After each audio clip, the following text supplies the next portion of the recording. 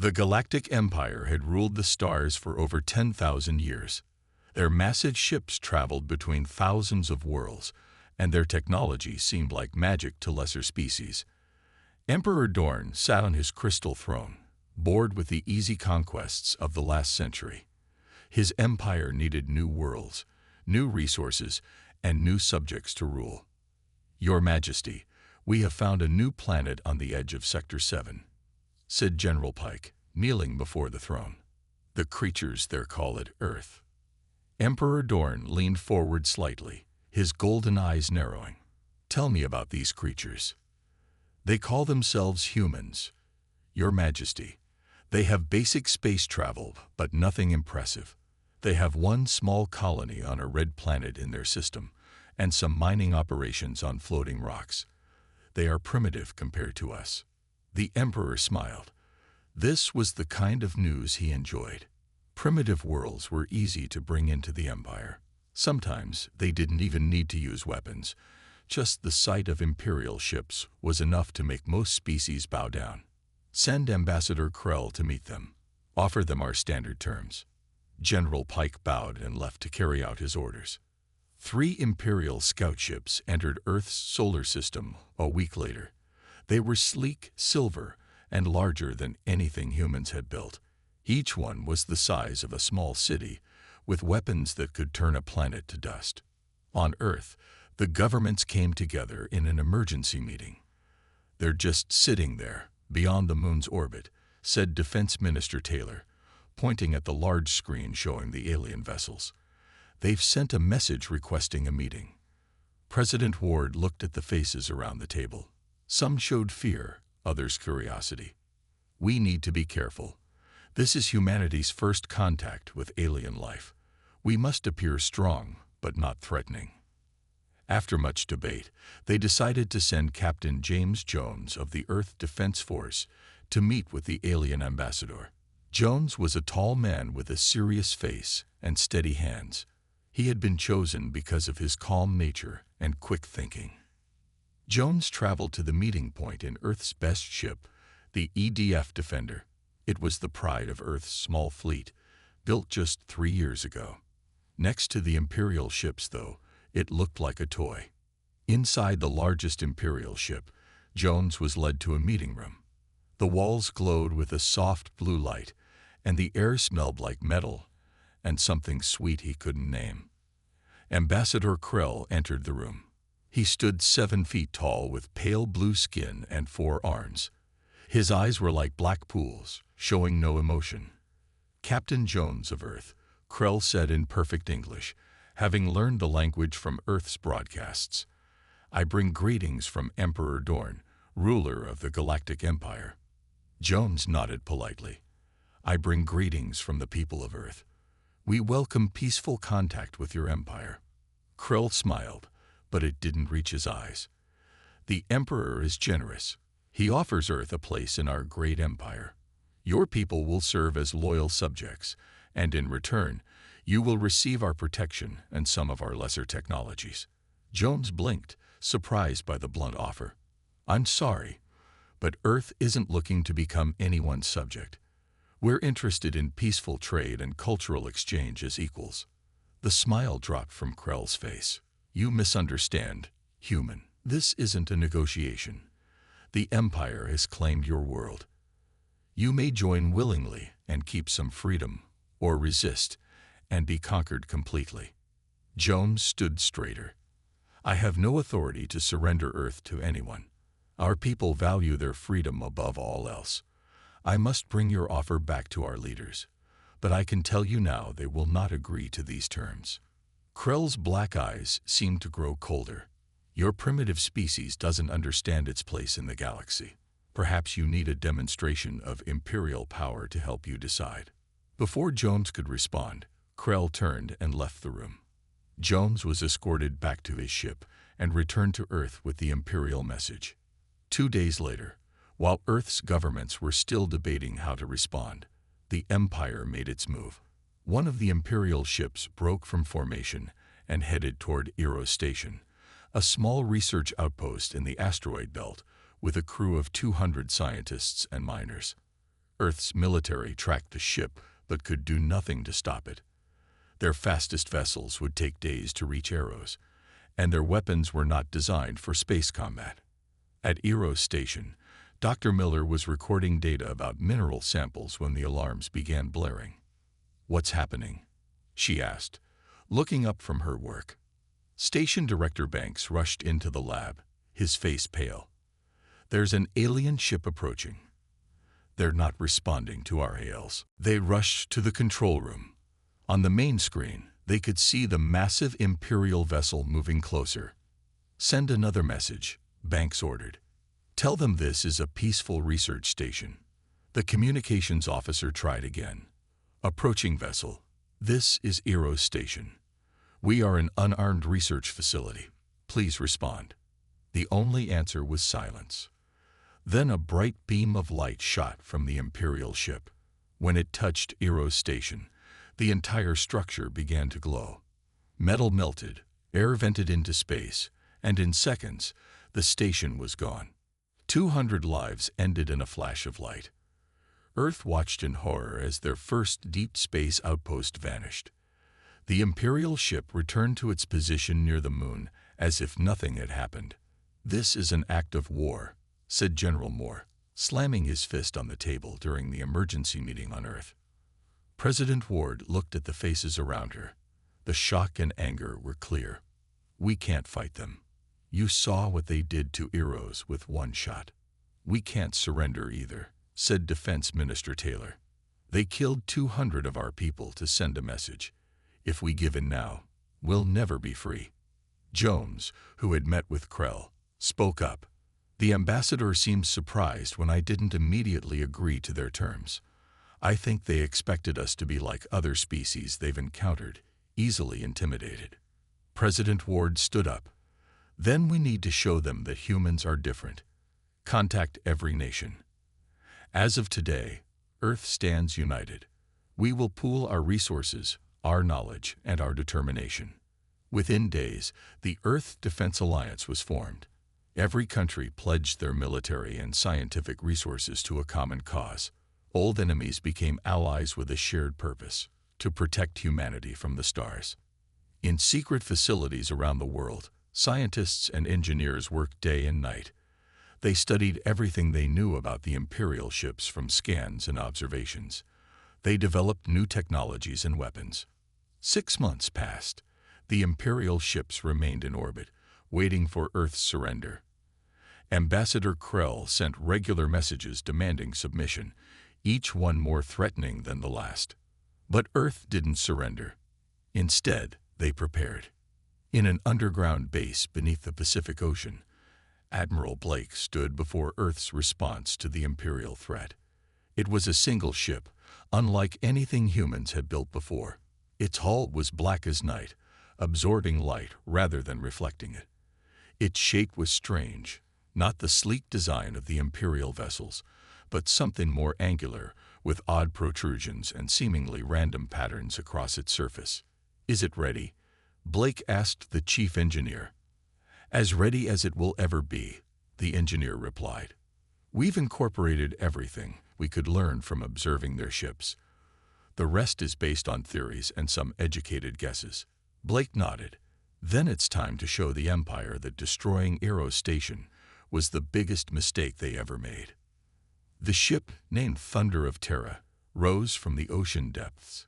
Its mission: to take the fight to the Empire and show them that humans would not bow down.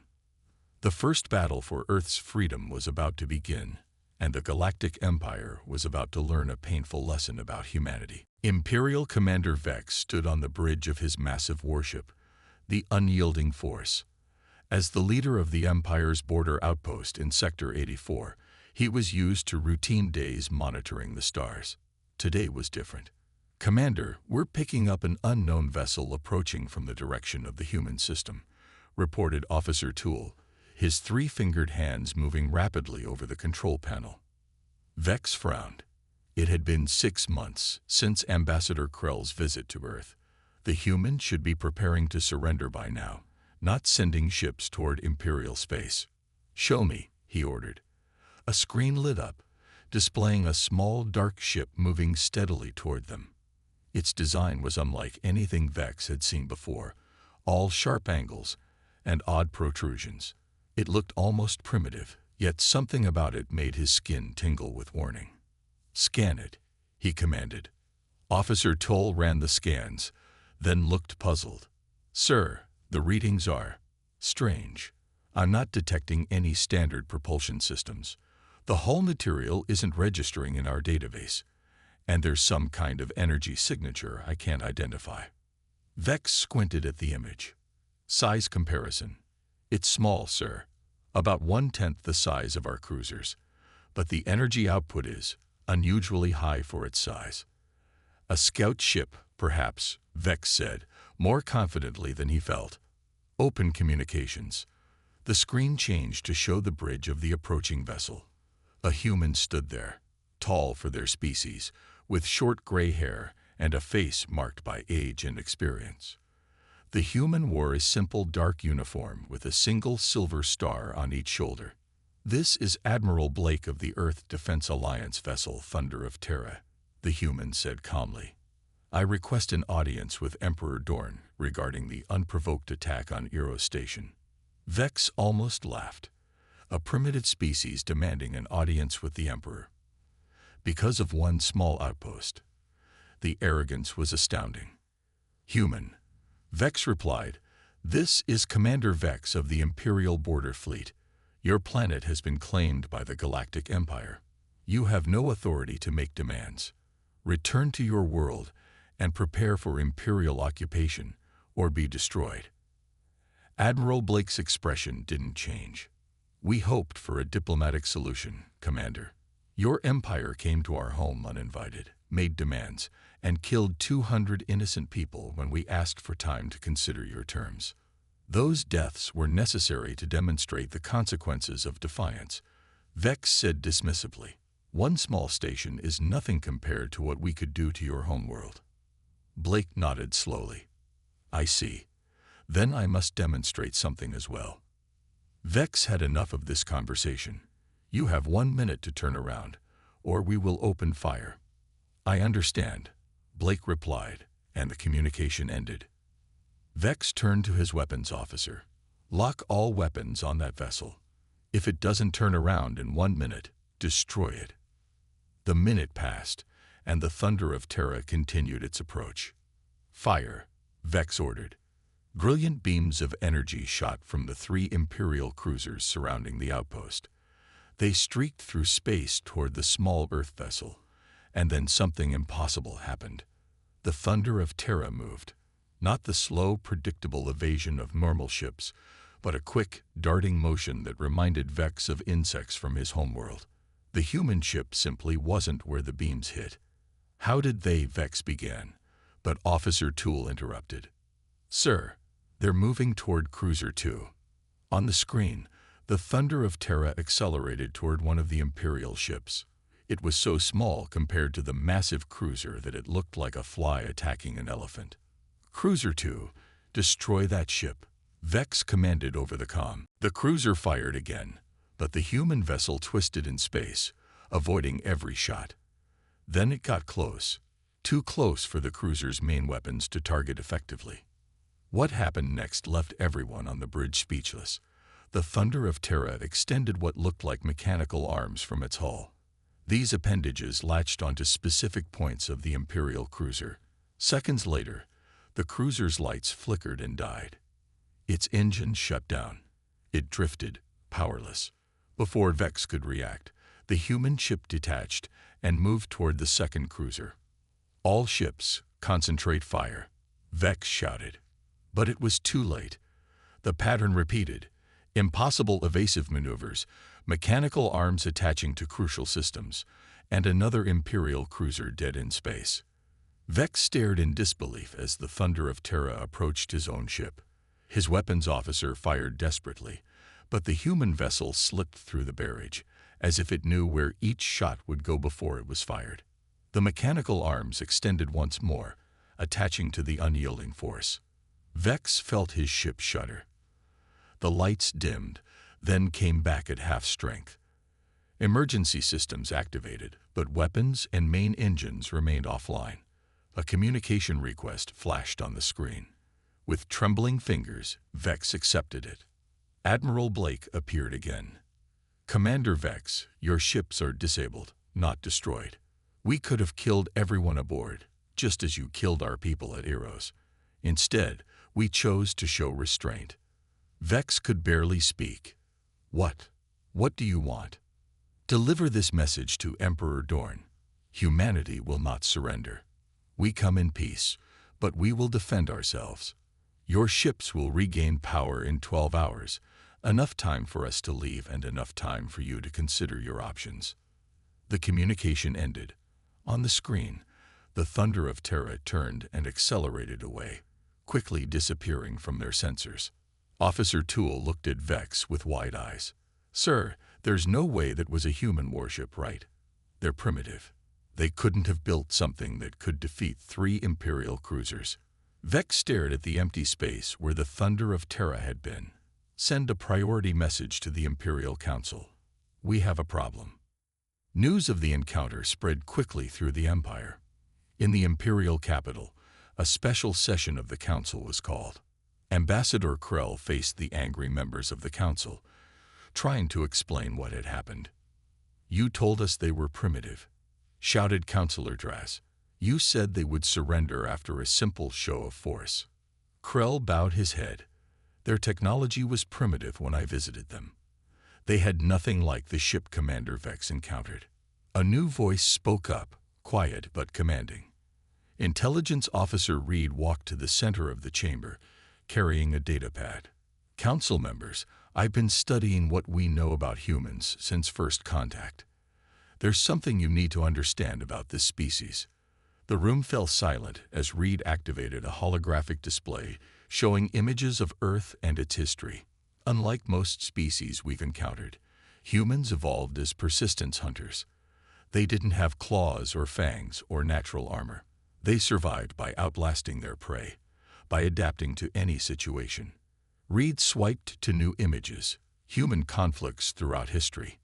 More importantly, humans show a remarkable pattern. Their greatest technological leaps occur during times of conflict. What takes other species centuries, they accomplish in decades when threatened. Councillor Trull scoffed. "You expect us to believe they went from primitive space travel to technology that can defeat our cruisers in 6 months?" Reed looked at him steadily. "No, Councillor. I believe they had the potential all along. We simply gave them the motivation to develop it faster than they might have otherwise." "They're just primitive apes with a lucky ship," Trull insisted. Reed shook his head. "With respect, Councillor, that kind of thinking is exactly what makes humans dangerous. They're used to being underestimated." As the Council argued, a new message arrived from Earth's sector. 7 unknown vessels had been detected leaving the human system, heading for Imperial space.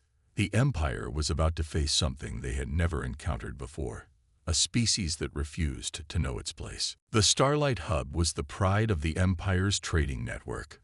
Thousands of ships from hundreds of worlds passed through it daily, bringing goods from across the galaxy. The massive space station gleamed with lights, its many docking arms extending like the petals of a flower. Governor Mars watched from his office as ships came and went. The view never failed to remind him of the Empire's greatness. Today, however, his mind was troubled by reports of the human ship that had disabled 3 Imperial cruisers. "Primitive species getting lucky," he muttered to himself. "Nothing to worry about." His assistant rushed into the office without knocking, face pale. "Governor, 7 unknown ships have appeared at the edge of the system." Mars frowned. "Unknown. Check the registry." "They're not in any registry, sir, and they're not responding to identification requests." A cold feeling spread through Mars's chest. "Show me." On the large screen in his office, 7 dark ships appeared. They were different sizes and shapes, but all shared the same angular design and strange surface patterns as the thunder of Terra. "Human vessels," Mars whispered. "Impossible," his assistant said.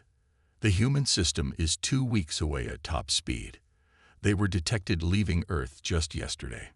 Before Mars could respond, an alarm sounded.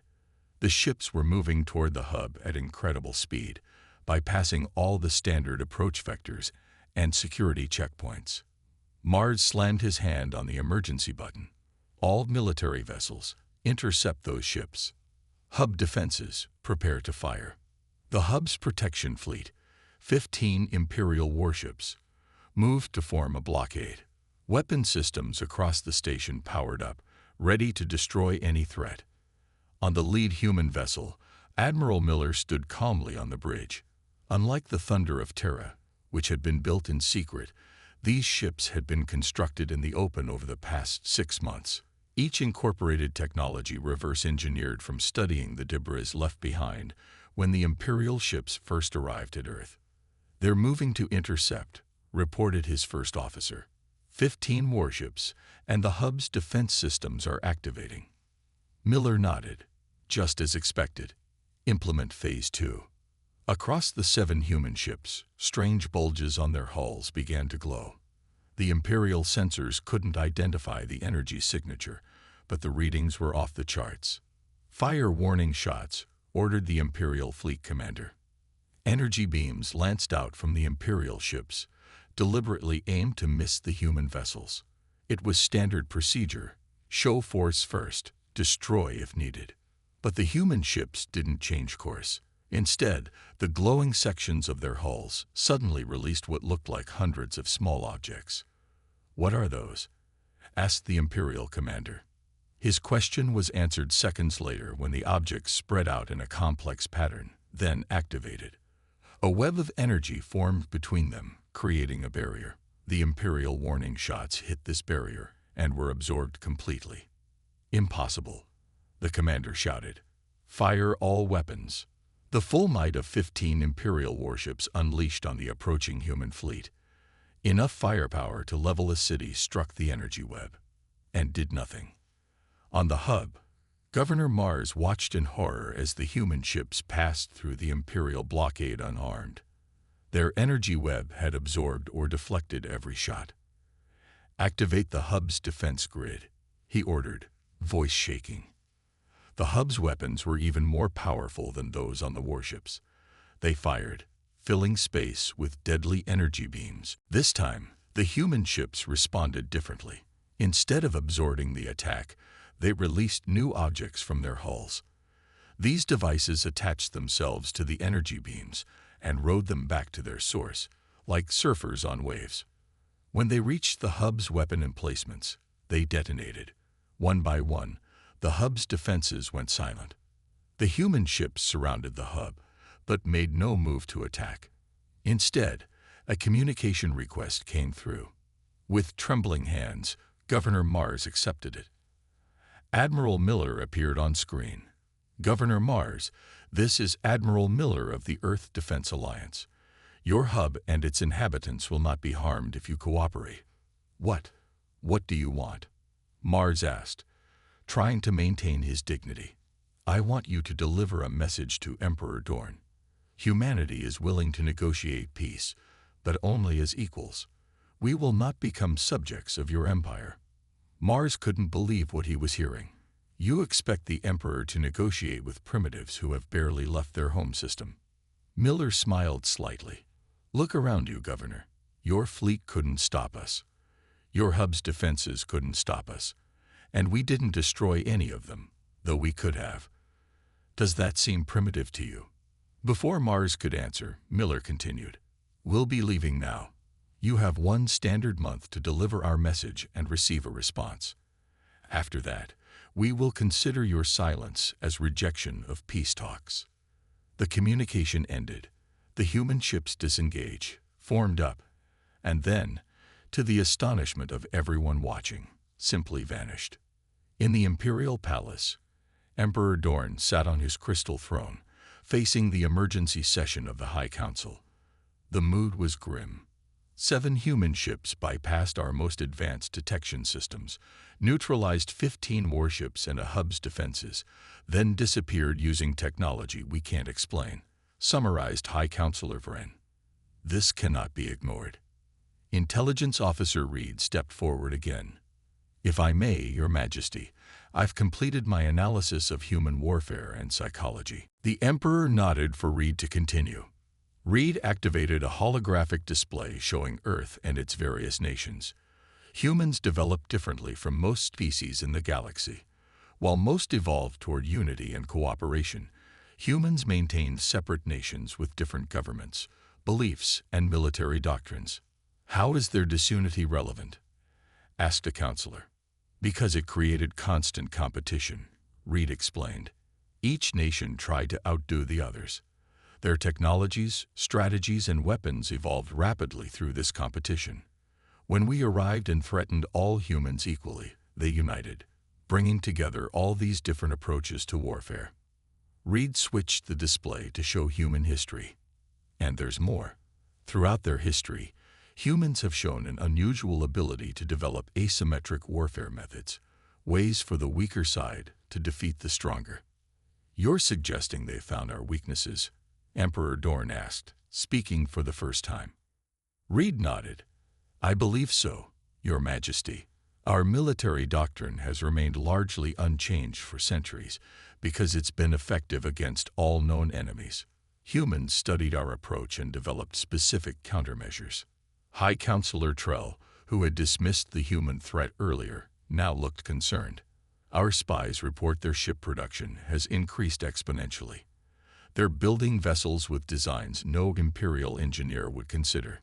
"Because they think differently," Reed said. "What we see as impractical, they see as an advantage. Our standardized designs make our weaknesses consistent and predictable."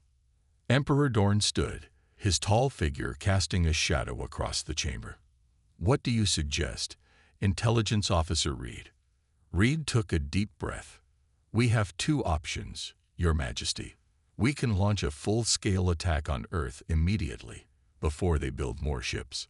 Or, the Emperor prompted. Or we can do something the Empire hasn't done in 1,000 years. Negotiate with a species as equals." The council chamber erupted in shouts of outrage. Emperor Dorn raised a hand for silence. "I will consider both options," he said. "In the meantime, prepare our fleets. If we must crush these humans, we will do so with overwhelming force."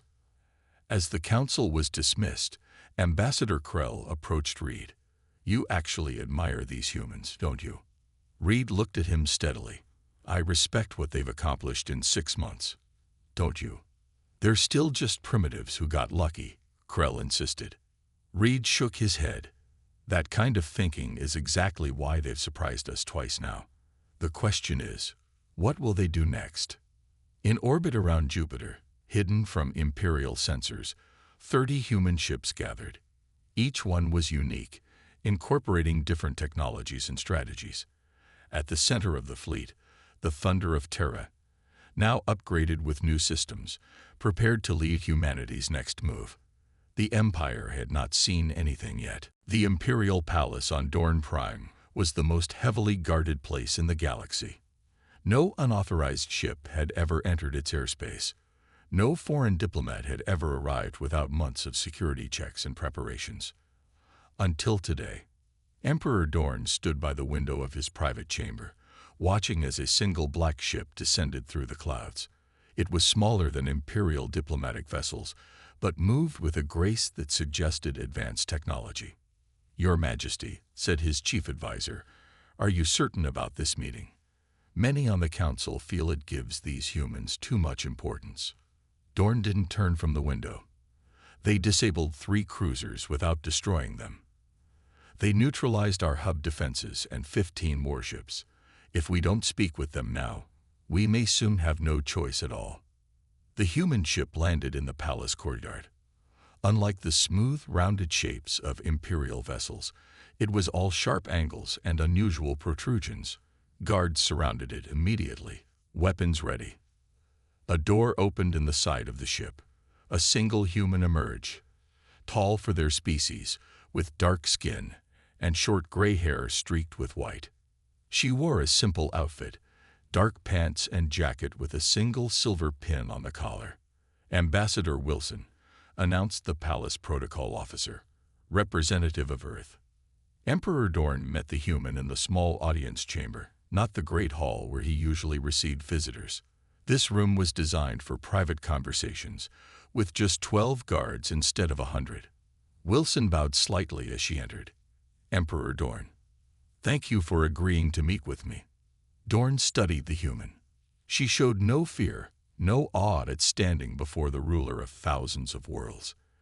Your ships have caused quite a stir in my empire, Ambassador Wilson.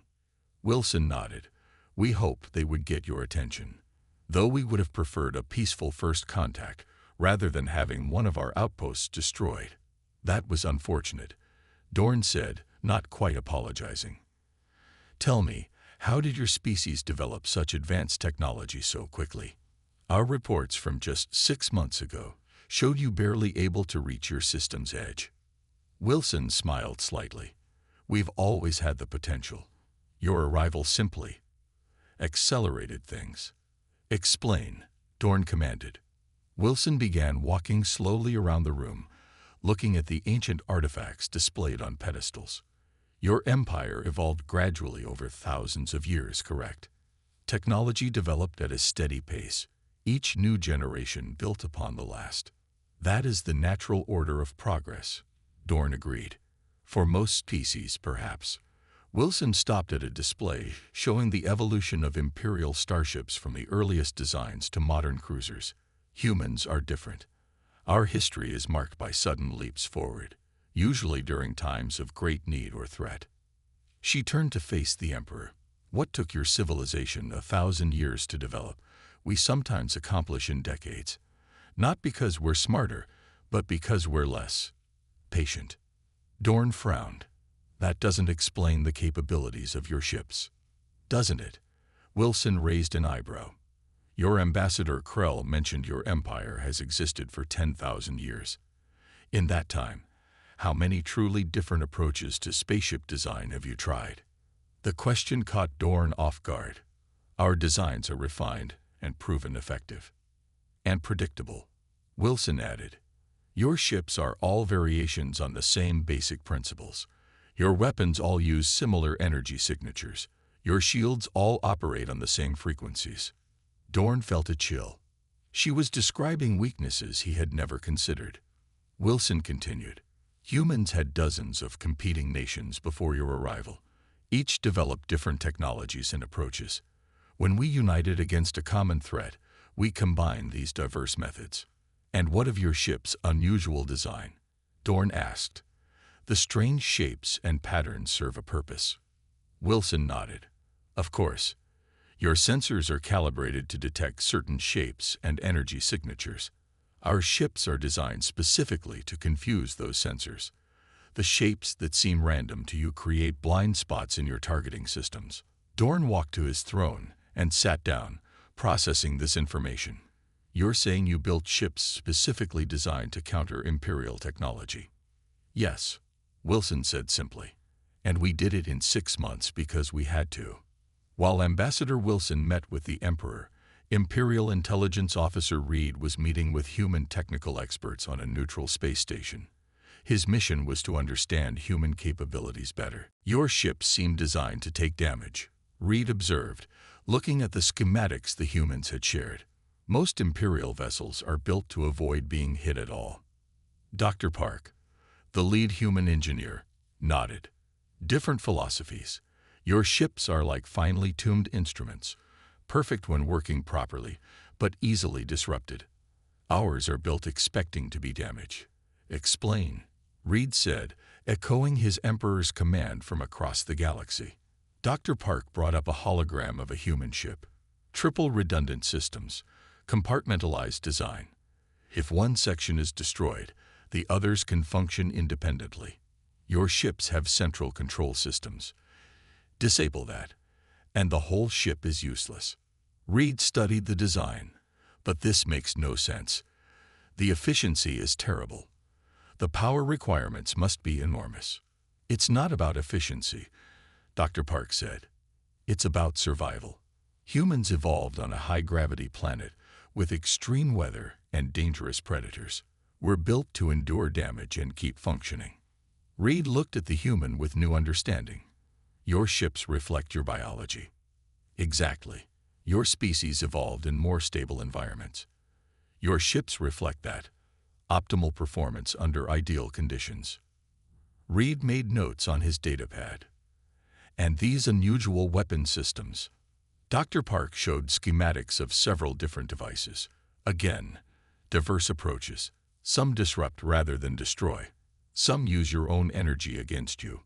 We found that your ships emit specific frequencies we can target. How did you discover this so quickly? Reed asked. Dr. Park smiled. We examined the debris from your scout ships. Every piece told us something about how they worked. And human scientists have always been good at learning from small samples. Back on Dorn Prime, Emperor Dorn was reaching a difficult conclusion. So you suggest our empire should simply leave Earth alone? He asked Ambassador Wilson, his voice carrying a dangerous edge. Wilson remained calm. I suggest a mutually beneficial relationship, trade, cultural exchange, security cooperation, as equals. The alternative would be costly for both sides. You threaten the Empire. Dorn's guards tensed. Not a threat. An assessment. Wilson's expression remained neutral. Our spies report you're gathering a fleet to attack Earth. You believe overwhelming numbers will succeed where smaller forces failed. Dorn didn't confirm or deny this. Consider this, Wilson continued. The ships you've encountered so far were built in 6 months, with limited understanding of your technology. What will we build in another 6 months, with what we've learned since then? Before Dorn could respond, the palace alarm sounded. His chief advisor rushed into the room. Your Majesty, we've detected 30 human vessels appearing near our primary shipyard in Sector 5. Dorn stared at Wilson. Is this your doing? Wilson looked genuinely surprised. No. Our agreement was that no military moves would be made during these talks. The advisor's communication device chimed again. Your Majesty, the human ships are not attacking. They're holding position just outside weapons range. Admiral Blake is requesting to speak with you. Dorn stood. So your talk of peace was a distraction while your fleet positioned for attack. Wilson shook her head. No, Emperor Dorn. I think Admiral Blake is making sure I return safely. She straightened her jacket. The question now is whether you see this as a threat or as proof of what I've been saying. Which is? Dorn asked coldly. That humans can be powerful friends or dangerous enemies, and that we prefer to be friends, but we will not be subjects. Emperor Dorn looked at this small human who dared to speak to him as an equal, then at the report showing 30 human warships that had appeared without warning near his most valuable shipyard. For the first time in his 300-year rule, Emperor Dorn faced a decision he never expected to make. Negotiate with a species as equals, or risk a war he wasn't certain he could win. Emperor Dorn stared at the holographic display showing his mighty fleet. 500 warships gathered near the jump point to the human system. It was the largest force assembled in a century. The fleet is ready, Your Majesty, reported Grand Admiral Vex, recently promoted after his encounter with the Thunder of Terra. We await your command to begin the attack. Dorn nodded slowly. Despite Ambassador Wilson's warnings, he had decided to proceed with the attack plan. The Empire had ruled for 10,000 years. It would not be challenged by newcomers. You understand your orders, Admiral Vex? Dorn asked. Yes, Your Majesty. We will overwhelm their defenses with our numbers and firepower. Earth will be brought under Imperial control. Intelligence Officer Reed stood nearby, his face carefully neutral. Your Majesty, I must again advise caution. My analysis suggests. Dorn raised a hand to silence him. I've heard your concerns, Officer Reed, but the Empire cannot appear weak. The humans have forced my hand. He turned to Vex. Begin the operation. Vex bowed and left to command the fleet. Reed remained, looking troubled. You disagree with my decision, Dorn stated. Reed chose his words carefully. I believe we underestimate these humans at our peril, Your Majesty. Dorn walked to the window, looking out at the stars. Perhaps, but sometimes a show of overwhelming force is necessary. 500 ships against their 30. The outcome is inevitable. The Imperial fleet exited the jump point halfway between Earth and Mars. The massive ships formed a perfect attack formation, weapons ready. To their surprise, the space ahead was empty. No human fleet waited to meet them. Scan the system, Vex ordered from his flagship, the inevitable Victory. Find their ships. Officers worked at their stations, searching for the human vessels. Sir, multiple contacts detected near Earth's moon, reported the sensor officer. The display showed 30 human ships in a loose formation. They were not running or hiding. Vex smiled. Just as we expected. All ships advance at attack speed. The Imperial fleet moved forward as one, a wall of unstoppable power. Victory seemed certain. Then the unexpected happened again. The human ships moved to meet them, not in a defensive wall, but in small, scattered groups that made no tactical sense to Imperial military doctrine. What are they doing? Asked Vex's second-in-command. That formation leaves them vulnerable. They're desperate, Vex replied. Their tactics make no difference against our numbers. Continue the advance. As the fleets closed, the human ships suddenly accelerated to impossible speeds, darting between the Imperial formations. Sir, they're deliberately letting themselves be surrounded, reported a tactical officer. Vex frowned. This wasn't desperation. This was a strategy he didn't understand. All ships, open fire, he ordered. The space between the fleets lit up as hundreds of Imperial ships fired their weapons. But the human vessels moved in ways that confused targeting systems, taking hits but seemingly absorbing the damage without slowing. Direct hit on human vessel designated Alpha 3, reported an officer. But it's still operational. Damage appears minimal. Vex watched in growing concern as the human ships penetrated deeper into his formation. Focus fire on Thunder of Terra, he commanded, spotting Admiral Blake's flagship. The Thunder of Terra was different from when Vex had first encountered it. New systems and structures had been added to its hull, making it look even more alien. Multiple Imperial ships fired at the Thunder of Terra. The human ship took hits that should have vaporized it. Yet it continued, trailing debris but still moving purposefully. Sir, human ships are targeting our command vessels, shouted the tactical officer. Vex realized too late what was happening. The humans weren't trying to win a battle of attrition. They were targeting the leadership. The Thunder of Terra accelerated straight toward the inevitable Victory, taking fire from all sides, but refusing to be stopped. Maximum power to forward shields, Vex ordered. But he knew what was coming. When the Thunder of Terra reached his ship, it extended those same mechanical arms Vex had seen months ago. They latched onto specific points of the flagship's hull, bypassing shields by making direct contact. Systems across the inevitable Victory began to fail. Weapons went offline. Communications cut out. Even life support flickered. A single communication channel remained open. Admiral Blake's face appeared on Vex's screen. Commander Vex, Blake said calmly, despite the battle raging around them. Your flagship is disabled. 20% of your fleet has been neutralized. This can end now, without further loss of life. Vex stared at the human in disbelief. How is this possible? We outnumber you more than 15 to 1. Numbers aren't everything, Blake replied. Your ships are all the same strengths, same weaknesses. Ours are built to counter yours specifically. Vex looked at his tactical display. Across the battlefield, human ships were targeting Imperial command vessels.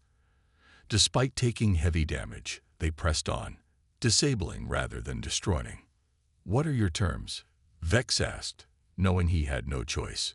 The same as before, Blake said. Earth remains independent.